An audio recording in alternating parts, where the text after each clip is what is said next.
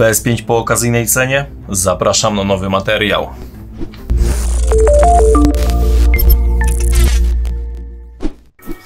Ale od początku zobaczmy, co jest grane. W sumie ja wiem, ale powiem wam tak, nie bądźcie naiwni. Ok, konsolę podpinamy i zaraz zobaczymy, czy daje obraz. Ja już wiem, co jest grane, ale podam wam, co napisał klient. Usterka. Obraz nie działa, grafika szaleje, nic nie można zrobić. Okoliczności? Niestety nie wiem. Kupiłem konsolę już zepsutą po okazyjnej cenie. No i stało się. Odpalałem tą konsolę dzisiaj z 2 razy. Normalnie wczytała się do głównego menu. Pobrałem pełną grę Astro, ale jaja, zawiesiła się. Chciałem wam pokazać, że działa i artefakty zniekształcenia są w grze. Natomiast zobaczcie. Czerwone paski, kropki, mrugają, ruszają się i tyle. Game over. I takie są właśnie okazje.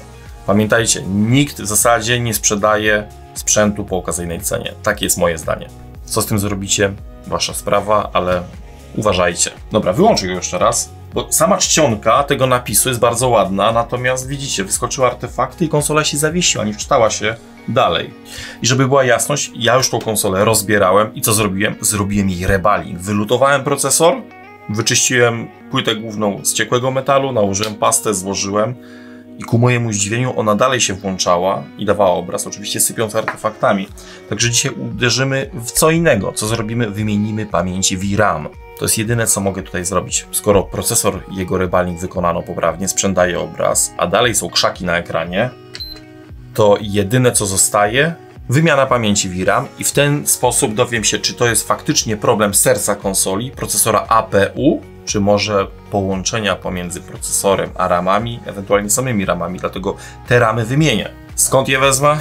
Mam płytę dawcę, z tej płyty demontujemy 8 pamięci, sita nie mam, ale cóż, poradzimy sobie, także te pamięci stąd zabieramy, kulkuję, lutuję na ten laminat i zobaczymy, jak będzie. Także dzisiaj będzie święto rebalingu w prima aprilis, aczkolwiek wy zobaczycie to jutro.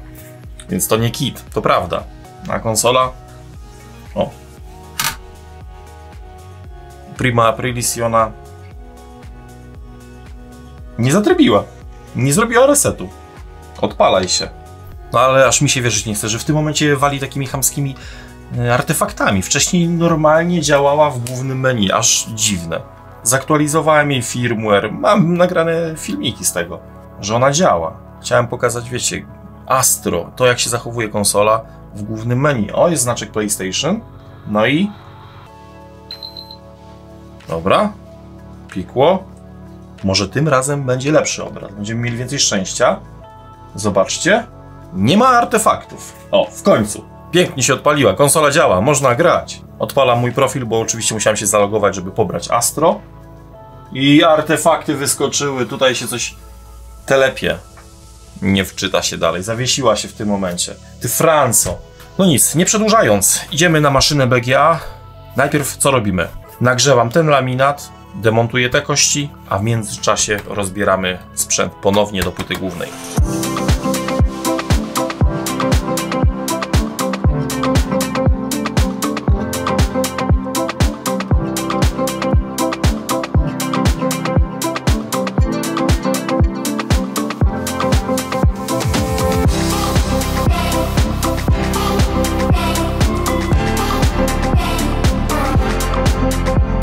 Tak jak wspominałem wcześniej, robiłem tu rebaling i patrzcie teraz. W środku nie ma ciekłego metalu. Nie ma. Spoks tu był. Co jest w środku? W środku jest pasta termoprzewodząca. Tak jest, GD900. Jak się ma? Ma się dobrze. I teraz wam pokażę, że kulki pod układem są zmienione. Patrzcie. Myślę, że dobrze widać. I zwróćcie uwagę, że one tak lśnią. Czyli spoina jest wymieniona. I jakby nie patrzeć, jest to mój pierwszy rebaling 5, gdzie mogłem przetestować urządzenie. Wiem, że technika wymiany powiodła się. A przede mną wymiana 8 pamięci, czyli zobaczcie, tam są te kulki pod ramami. Ta spoina jest bardzo, bardzo matowa. Jest jeszcze zawsze szansa, że teraz po wymianie tych pamięci RAM ta płyta całkiem zdechnie. Jest taka możliwość, wiecie?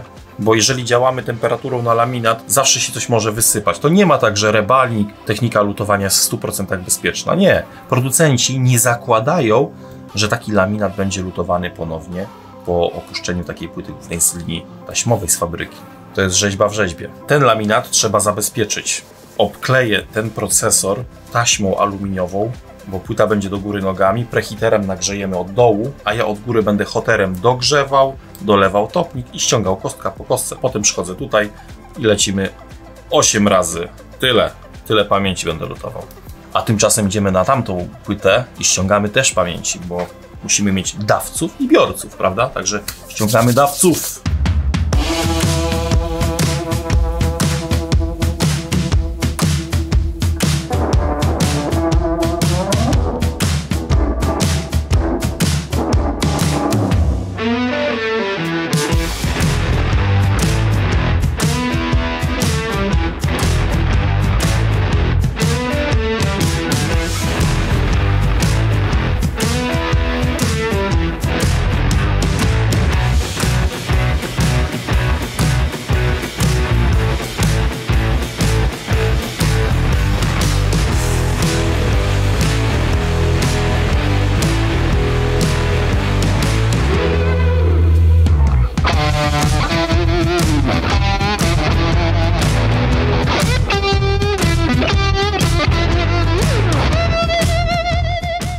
Dobra, jestem, zobaczcie. Z tej płyty pamięci VRAM wylutowane, czyli 8 kostek. Mam je tutaj elegancko ustawione. Teraz trzeba zająć się tą płytą. Ścieramy pastę i dajemy zabezpieczenie, żeby procesor nie dostał niepotrzebnie wysokiej temperatury.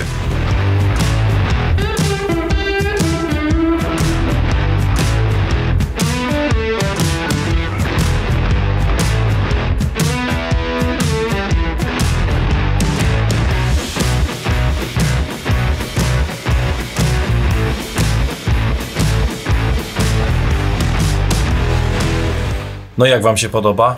Dobry to pomysł czy zły? Dajcie znać w komentarzu, bo fajnie to wygląda, no nie? Prima aprilis? No nie do końca. Idziemy z tą płytą do góry nogami i znowu topnik, hoter, ściągamy.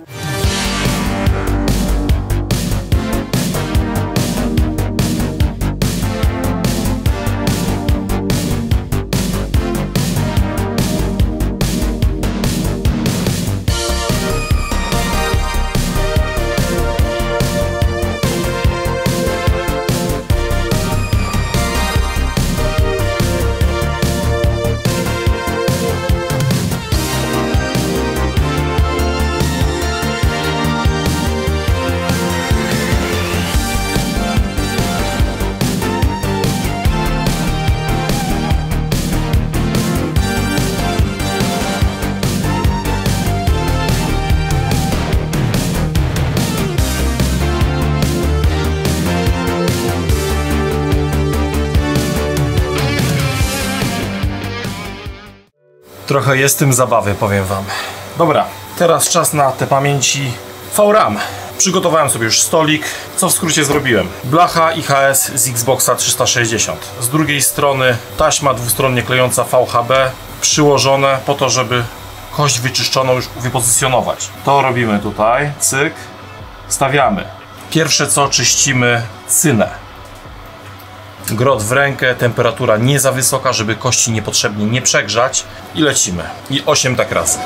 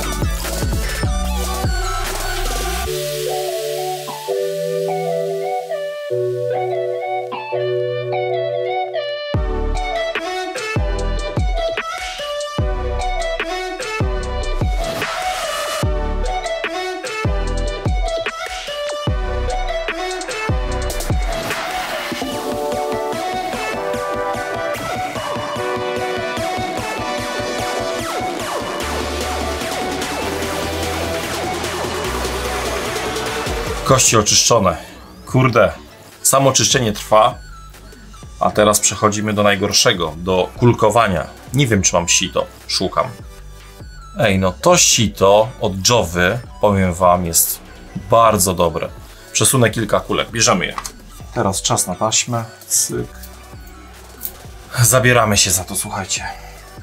Pozycjonujemy kość, przyklejamy ją na dwustronnie klejącą taśmę. Dolna podstawa, sito. Zobaczymy, ile ugramy. Trochę kulek trzeba będzie przesuwać, no ale nie przeskoczę tego. Ogólnie ten pomysł z lutowaniem ramów, powiem wam, to jak porywać się trochę z motyką na słońce. Nie mam sita odpowiedniego. Nie zakładałem, że kiedykolwiek będę chciał podejmować to działanie, ale skoro zrobiłem rebalink, konsola włącza się, no to spróbuję. Ten jedyny raz, dla jasności. Jedyny raz robię rebalink pamięci VRAM w PS5.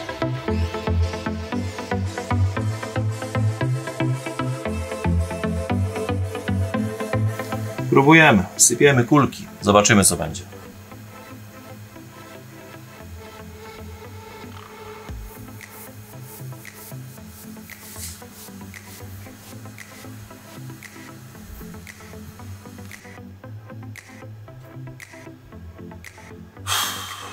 Będzie poprawek. Muszę jeszcze poprawić to sito, dokleić, bo kulki się przysypują, a to nie o to w tym chodzi.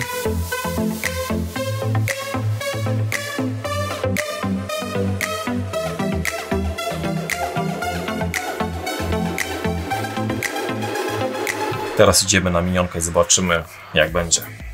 Jeju, nie. Nie. Dużo kulek do poprawy. Wszystko do przesuwania.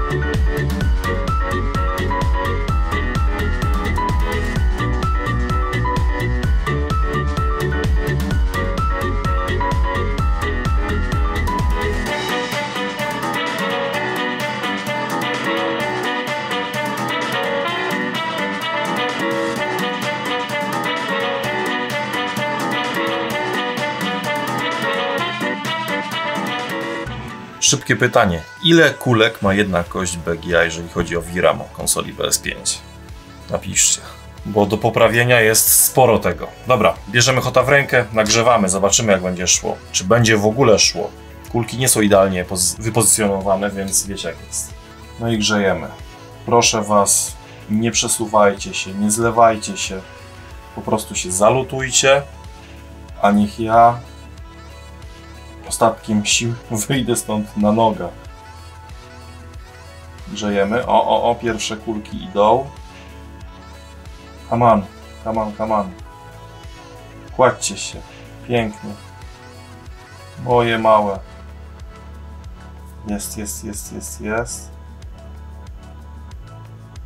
To jedna kulka tańczy dla mnie. Ona tańczy dla mnie. O, ja dobrze to wiem. Dobra. Niby prima aprilis, ale powiem wam tak, mi do śmiechu nie jest. Jeszcze 7 razy tak i no zobaczymy. 3 days later. Teraz czas na mycie tych układów. I zaraz zabieramy płytę i zbieramy starą cynę. I to są moje ramy. Czyszczę je. Szczoteczka i robimy szuruburu. No trochę topnika tak czy siak zostało podczas lutowania. A jest to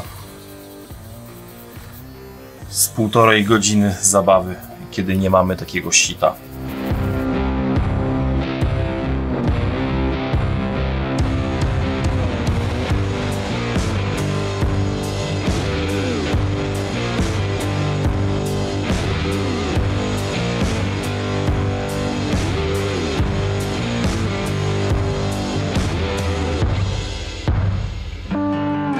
Kości mamy domyte. jak prezentują się nasze kulki.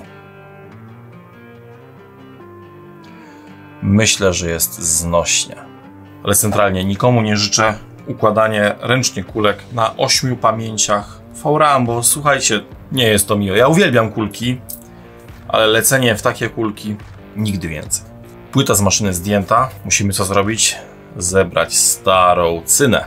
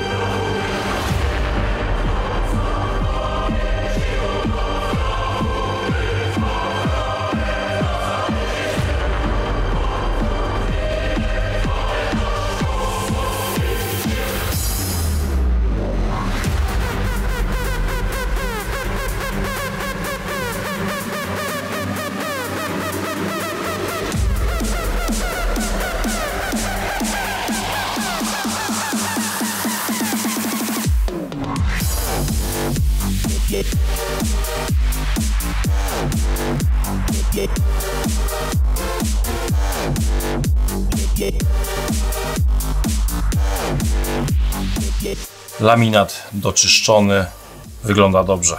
Teraz aplikacja topnika. Co najgorsze, pozycjonowanie 8 kości na raz. Trzeba zrobić to za jednym zamachem, potem na maszynę BGA, w zasadzie to na preheater dolny od JPC i potem hoterem po kolei, kość po kości. Będę grzał. Lecimy, bo mnie zaczyna spawać, tak jak na live'ach, czasami o tym wspominam. Tak i tutaj, powiem wam, dzisiaj jest ciężko. Niestety jest Formuła 1 w Australii, więc człowiek rano musi wstać, żeby chcieć oglądać. A że jest sobota, w tym momencie 21, a wstało się po 6, jutro powtórka. Także wiecie jak jest. Jak ma się jakieś hobby, to trzeba o nie walczyć. A moim jest obecnie Formuła. Dogrzejmy hotem topnik.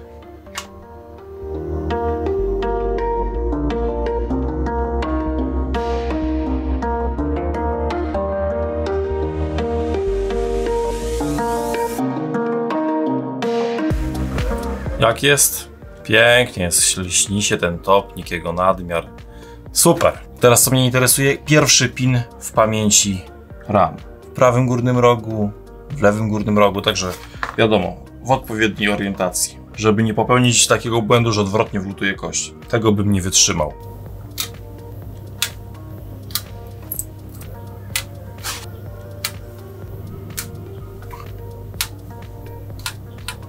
Kości położone, idziemy na minionka, muszę je idealnie wypozycjonować, bo bez tego ani rusz. Teraz bawimy się w pozycjonowanie, bo to jest najważniejsze.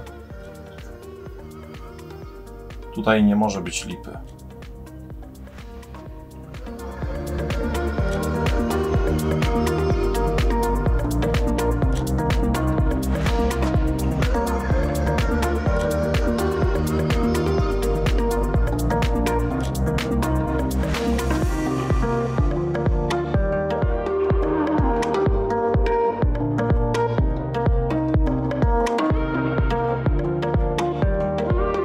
Siadło, słuchajcie.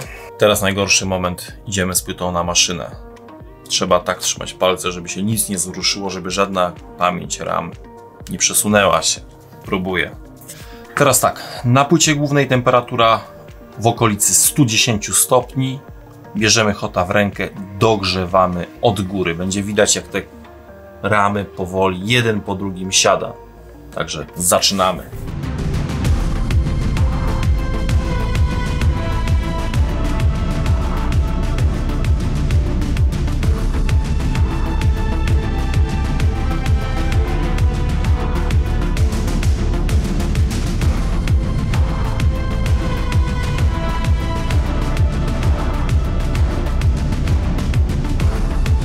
Wlutowane. Teraz niech laminat swobodnie ostygnie. I oto on. W kleszczach dosłownie. Podoba mi się ta platforma. Tak niewygodnie się płyty wkłada w tą platformę JBC, w ten statyw, ale efektownie to wygląda. Ale jak wiadomo, jak się ogarnie tematykę pozycjonowania, to powiem tak, nie głupi to wymyślił. Ciekawa jaka temperatura płyty. Sprawdźmy na termowizji. No powiem wam, że spoko to wygląda. 115 stopni na podglądzie i taki laminat naprawdę nadaje się do tego, żeby właśnie w razie czego lutować czy złącza HDMI, czy wszystkie inne złącza systemowe. Bo gdy mamy taką tu temperaturę, że tak powiem, roboczą, łatwiej wszystko schodzi.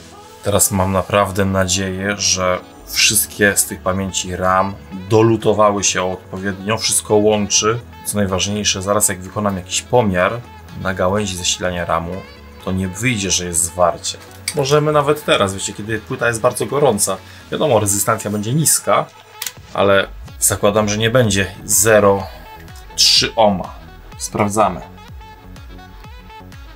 Nie strasz mnie, kamana.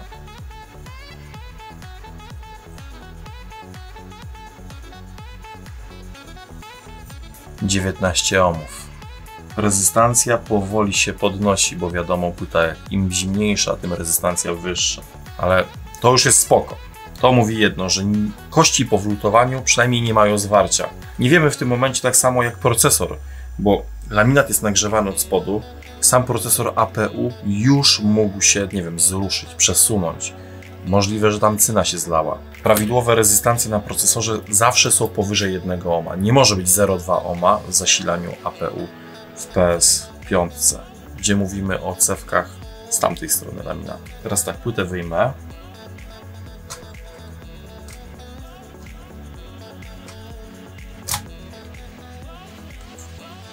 Odłożę ją. Ten stolik wraca na miejsce. Teraz zabierzemy naszą folię ochronną i mam nadzieję, że na tych dwóch cewkach będzie rezystancja wyższa niż 1 ohm. Bo jeśli jest zwarcie, to koniec naprawy. Laminat ciepły. Zobaczymy. Taśma, której użyłem, powiem wam, ma specjalny klej. Jest ultra mocna. Tak dobrze klei, że no szok.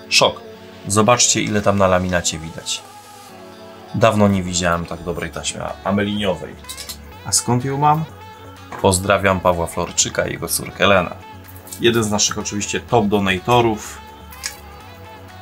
z którym mamy stały kontakt. Ale kleju, kurde, trzeba go zmyć. Jak się okazało, to preparat KT6, który służy do mycia obwodów drukowanych, topnika, dobrze reaguje z klejem. I zobaczcie, przesuwam sobie ściereczką i już zaczyna schodzić klej. A próbowałem wcześniej na innej płycie zmyć klej z tej taśmy aluminiowej. Oj, ciężko było. Także tutaj, jak ma się odpowiedni preparat, to lepiej idzie. Także KT6 jest dobry właśnie też do takich klejących się tasiemek i tak dalej. Na rdzeniu tak samo.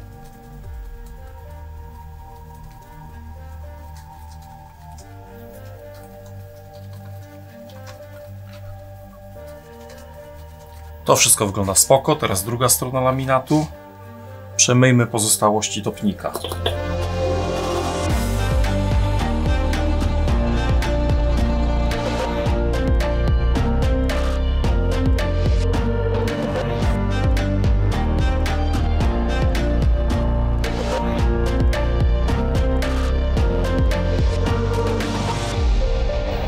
Z tej perspektywy wszystko wygląda, co tu dużo mówić, no dobrze. Idziemy na minionka i sprawdźmy, jak wyglądają kulki pod pamięciami VRAM. Pierwsza kostka z tej strony wygląda spoko. Kulki siadły ok. Druga kostka. Myślę, że wcale nie gorzej. No i tak jak patrzę, niby wszystko wygląda spoko. Takie wiecie, niby mam wewnętrzne przeczucie, przeświadczenie, że ona ruszy da obraz, aczkolwiek napiszcie mi teraz komentarz, jak myślicie, czy wymiana ramów, nawet już nie mówię, że pomogła, czy ta konsola da obraz? Dobra, teraz składamy ją. Aplikujemy szybko pasta Thermal Grizzly, godzina 21:30, sobota, prima aprilis. I to nie są żarty, ludzie, za oknem deszcz pada, ciekawe jaka pogoda u was. Oby jutro w niedzielę było normalnie i oby Sergio Perez z końca stawki dogonił tam trochę tych bolidów Formuły 1. Czasami ktoś mógłby mnie posądzić, że nie nagrywam w tym dniu, kiedy o tym mówię, ale dzisiaj jest sobota, więc rano były kwalifikacje i Perez odpadł na pierwszym zakręcie w Q1. Jak on mógł? How dare you? Sergio. Jeszcze raz chciałbym podziękować osobie, która mi wysłała śrubokręty E-Mark. Dzięki. Tak mi tego brakowało. Nie zdawałem sobie sprawy, że one są dalej, że są w sprzedaży, bo kurde. Naprawdę wygodne. Te wszystkie iFixity i tak dalej. To jest inna liga. Nie zmierzyłem rezystancji na procesorze. Może będzie dobrze. Trzeba być tym niepoprawnym optymistą. Teraz tak, na potrzeby testów ja nie muszę dodawać tutaj wentylatora, niczego, bo ona, jak zadziała, w ogóle przejdzie na białą diodę, da obraz, to już jest duży sukces. A czy będą artefakty, czy się zawiesi, czy nie, nie wiem. Przynajmniej w podsumowaniu ustalimy parę faktów.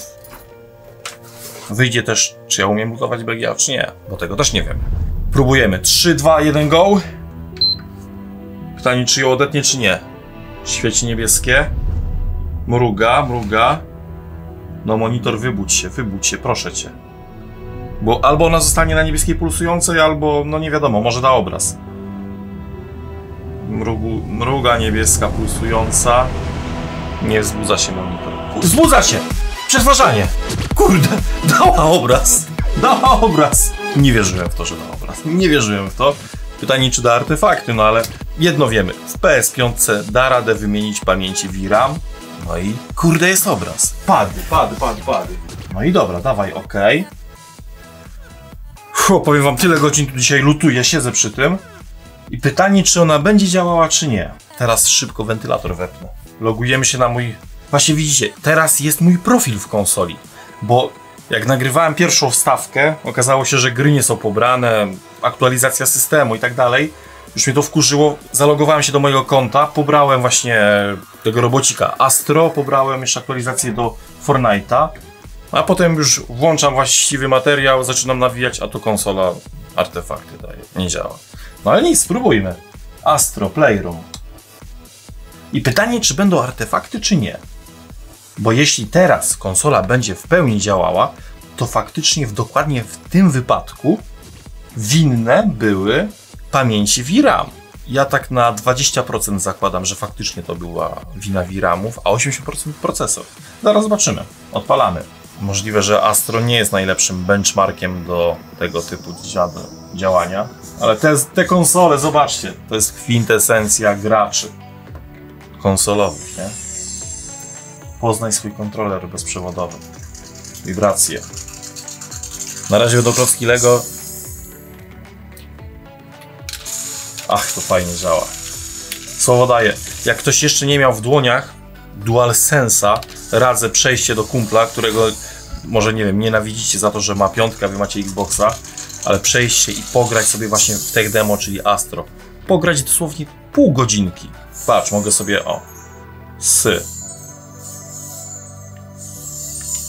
Fajne. Czujnik ruchu. Patrz, jakie to jest precyzyjne. Ja pierdzielę. Mikrofon.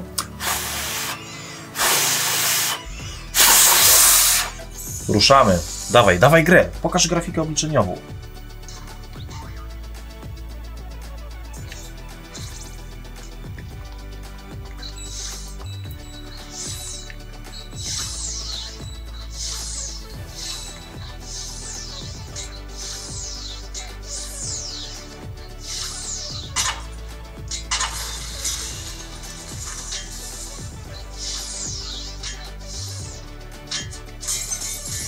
Dawaj.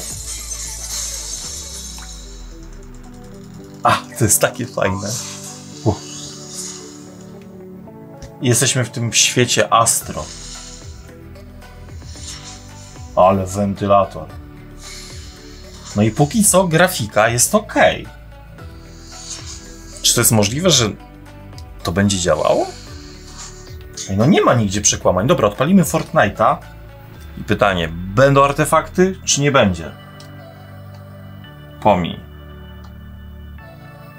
Klient podał, że są jakieś dziwne przekłamania w grafice, krzaki i cuda niewidy. Póki co wygląda to ok. Ale jaja. No i zobaczymy. Teraz wczytuję grafikę. To jest moment prawdy. Albo będzie ładna grafika, albo będą jakieś krzaki wystawały z ludzi. No i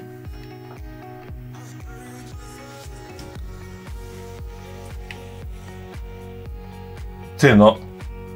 Wygląda spoko. Co się stało?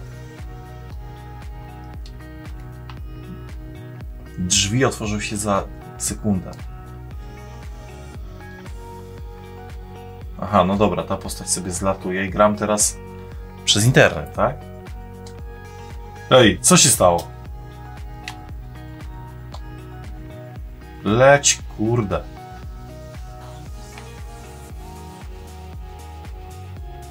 Leci, leci. O, sama wyciągnęła tą lotnię. No ale grafika jest spoko. Nie ma żadnych artefaktów, przynajmniej na ten moment.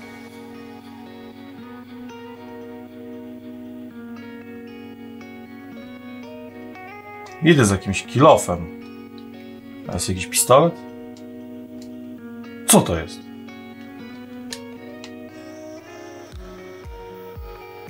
Wychodzi na to, że działa. Słuchajcie, wyłączę tą konsolę całkowicie, włączę ją jeszcze raz, żeby nie okazało się, że ona, jak nie wiem, zaliczy reset, to wtedy przywali artefaktami, bo ciężko mi powiedzieć w tym momencie, dlaczego, dlaczego ona działa. No, zmieniłem pamięci VRAM. Stare pamięci są tutaj. Jest szansa, że któraś z tych pamięci albo była trzaśnięta, uszkodziła się, ewentualnie zimny lód pod pamięciami.